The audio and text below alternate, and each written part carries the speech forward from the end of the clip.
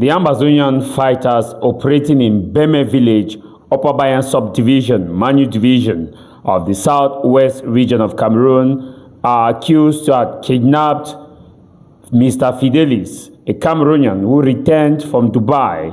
On his way to the village, he was kidnapped by armed separatist fighters earlier last weekend. After the kidnapping, authorities say that the kidnappers, men whom the community identified to be separatist fighters, actually demanded that he paid ransom, a sum of over million francs CFA, and he was asked to pay 7 million francs CFA. He was asked to pay 7 million francs CFA. According to the sources, they say that since he is coming from abroad, which is Dubai, that he must have worked a lot of money, and so he should pay 7 million francs CFA before he will be released to reunite with his family.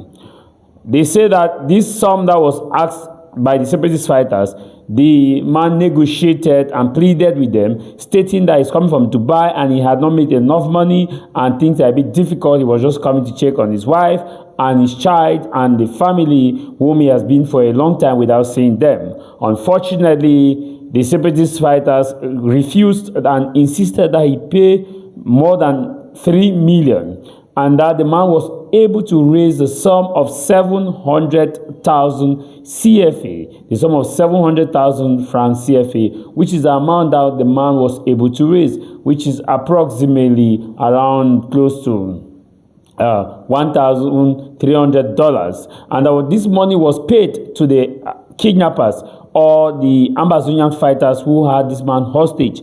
And once the money was paid, the separatist fighters or the Ambazonian fighters did not release this man. They went ahead unaliving this man and abandoned his corpse somewhere, which was later discovered. The family is in pain and the family is calling for government officials to see how they can track down these killers and get them justice. You see, this is not the first time that Cameroonians or individuals returning home after spending some time abroad are being targeted by armed separatist fighters or some group of individuals holding arms operating in the northwest and the southwest region under the banner of Ambazonian movement or Ambazonian fighters. You see, earlier last month, an incident like this occurred in the northwest region of Cameroon, where someone was kidnapped by suspected Amba fighters. He was kidnapped and he was asked to pay the ransom. The person paid the ransom. He was still unalive by the separatist fighters. And we have been having this occurring over and over again. Now, there are several allegations that those operating with arms in the northwest and southwest region, that they are not only Ambazonian fighters. These allegations have not been detailedly investigated because there is a belief that those who have arms operating in the northwest and southwest region, all of them, as long as they are not government forces, those who have arms combating government operations are Ambazonian fighters. There have not been a moment where these Amba fighters have actually get hold of those people whom some people consider as thieves or robbers and submit them to the community for the community to hand them over to the police or militaries. That never occurred.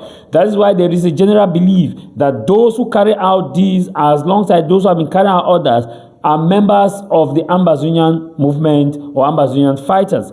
However, there have also been some unconfirmed reports indicating that there are some armed groups operating who are not following the Ambazonian cause, but are thieves and kidnappers who hide behind the Amba fighters to use their name to carry out this operation.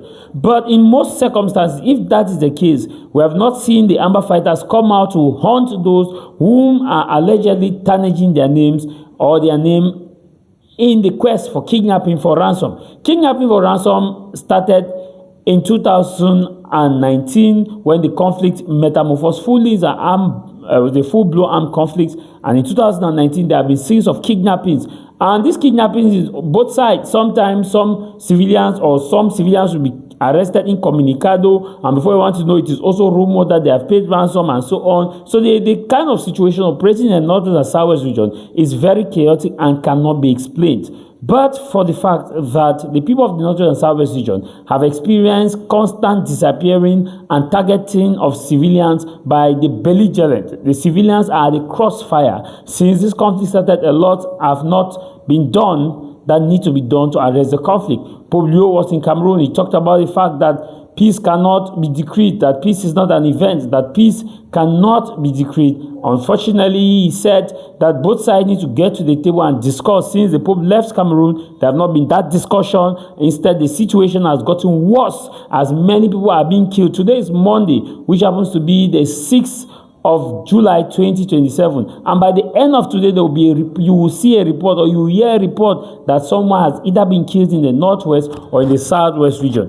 This conflict has claimed the lives of more than 6,000, less case scenario, 6,000 counting, of the people of the northwest and the southwest region. A good number of them, more than 1 million, have been displaced internationally or nationally. The situation is kind of very complex because you don't know who is who, and you cannot also tell who has carried out what and who has not carried out what. The only thing that you can distance a particular group is when they come out to deny responsibility, but not when they have a record or history of assuming responsibility.